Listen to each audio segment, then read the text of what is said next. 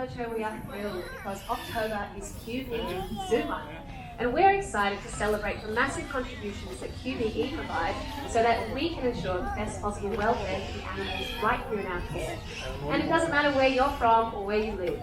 Every day there are opportunities to see and to connect with remarkable birds that really are all around us.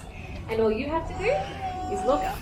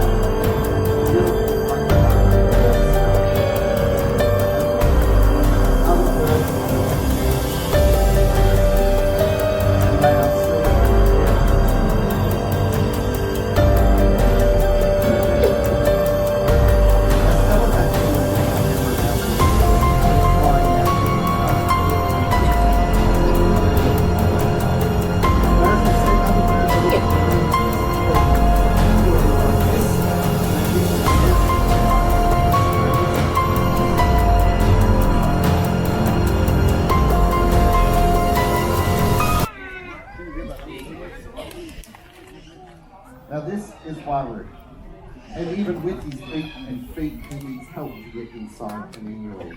And the rock, when you hit it, is the perfect tool. That's better for the job. Now what you're witnessing is not something Waru was ever taught to do, it's instinct. And he hatched from his own with this knowledge already into his brain. Now he has made quite a big pile, he's got his reward. Now we do tend to associate tool use like this with humans and other primates. I think that's why it's exciting to see Waru reach his goal. And I think it goes to show we have more in common with birds than what many of us first thought.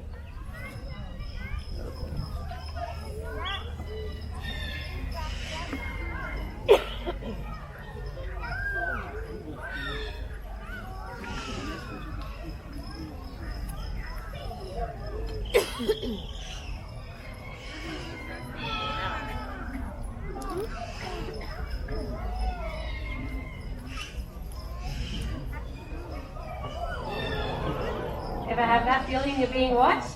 Owls are everywhere, and while you might not always see them in your backyard, they can see you. Out in the country, and even in the city.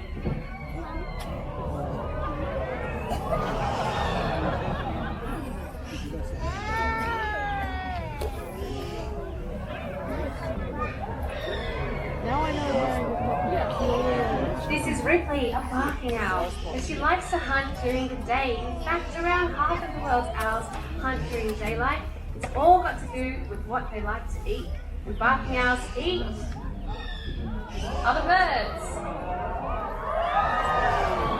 Just a reminder, so keep your hands down, please. And it's with their powerful feet that they're able to tackle prey even as large as themselves.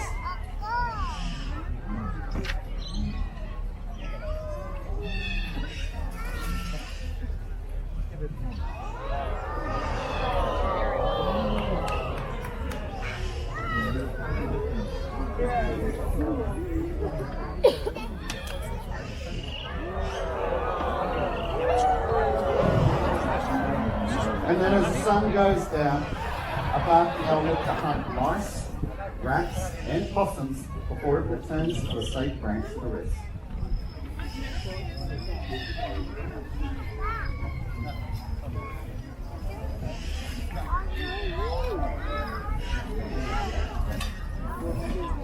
Day and night, beautiful owls just like Ripley are out there hunting introduced pests like rats and mice. And they cause a lot of problems to our native wildlife, often taking young chicks straight from the nest. So it's great to have owls out there restoring that balance. But that wasn't always the case here at Percho. we used to have a little bit of a rat problem. They were everywhere, under your seats, in between your legs. But fortunately, since the owls moved in, the rats moved out, and I can honestly say that problem is now behind us. It is, it's so fantastic. We haven't seen a rat in years. And what makes that even more fantastic is that a single owl can take around 1,000 mice per year, and a pair with chicks can take up to 3,000 more, which makes a family of owls definitely one of the more beneficial neighbours that you could hope for. I think you're right, thanks for that, Jax. Now, as you've travelled around the zoo today, I am hoping you have seen a phrase, "for the wild." Now, for me, that is all about helping to make a difference in the lives of animals, not just in the wild, but also right here in our care. In fact, magnificent birds like the red-tailed eagle.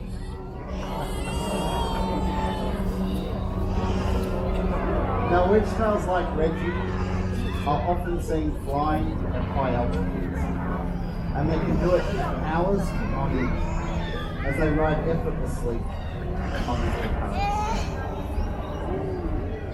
Now, it's pretty easy to appreciate his majesty, but this was not always the case for another of our eagles. Now, she was found injured in the wild. She was unable to fly. Yeah, the local magpies, good breeding. It's that time of year, we're in spring. They're just doing their job of being good parents. And for a magpie, that means to be really annoying. Because the more annoying you are, the more likely it is what the annoying is going to leave and get on out of there. Can you see your edge? Got a bit of a hard drop out of that tree. Can you see it? Another boy. Now, being part of the journey and being able to give beautiful birds like these their wings back, it's easily one of the highlights of the job. Thanks, Rick.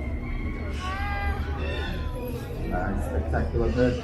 Now, the wedge-tailed eagle is just one of about 800 of different types of birds that can be found throughout Australia, and of those, just over 50 are parrots. Now, for most Australians, all you have to do is take a step into your own backyards to experience the beauty of these birds which are all around us.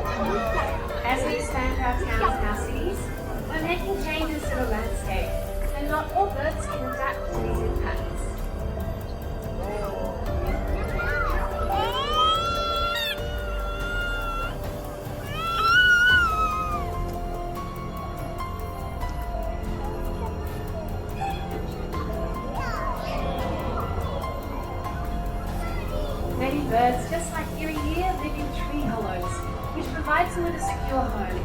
And with that comes a place to nest and, importantly, a place to thrive.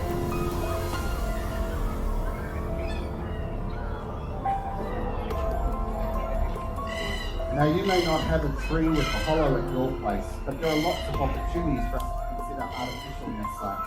In fact, on our website you can find a link for where to buy and how to install nest boxes for parrots like Erie here, but also things like small bats and all the different types of possums. And they're helping wildlife to actually begin in your backyards, your own wild community.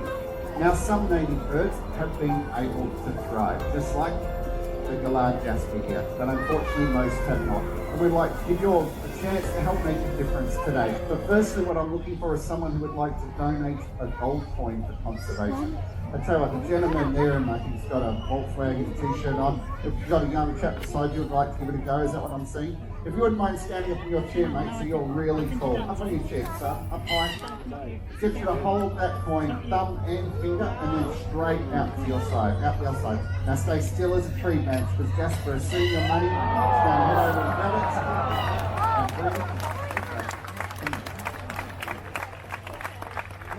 see why galahs are thriving in the wild, because they are incredibly clever. Thanks for that, Jasper. And for being so kind, young man, and donating your coin, Jax is there to say she has a special pin for you to say thanks. Now this dollar in itself doesn't seem to hold a lot of value for a bird, but that's until it ends up in somewhere like here. Now it's just over 11 years ago that our team introduced a donation box for the show. And with your support over that time, we've raised just short of $400,000 in one box alone to help wildlife programs all around the world. And for close to 20 years now, we've been supporting this beautiful Australian on the front, known as a regent honeyeater. Now, who once numbered in the tens of thousands, is now believed to be only about 300 of them in the wild. Now, every year, Taronga breeds and releases close to 50 birds to help prop up that population, but at the same time, we're out there planting thousands of native trees every single year, so we think will be a long-term solution to this bird. Now, if you'd like to help us in restoring that balance, come down in a moment and make a donation. And for anyone who is prepared to donate $5 or more, we've made a series of pins like the ones we're wearing. We'd like to offer you one to say thanks. And for this entire month of October, QBE is actually matching every donation that is made into this box. So today is a wonderful opportunity to actually be able to double your support for the wild. Now, if you would like to see a regent honeyeater, head up to the Blue Mountains Bushwalk Aviary, because there are quite about 30 of them up there at the moment, and those birds are directly involved in helping to save this species from extinction. And it really is with your support that we see a bright future, where our skies and your backyards are filled with birds. And it all starts by simply looking up.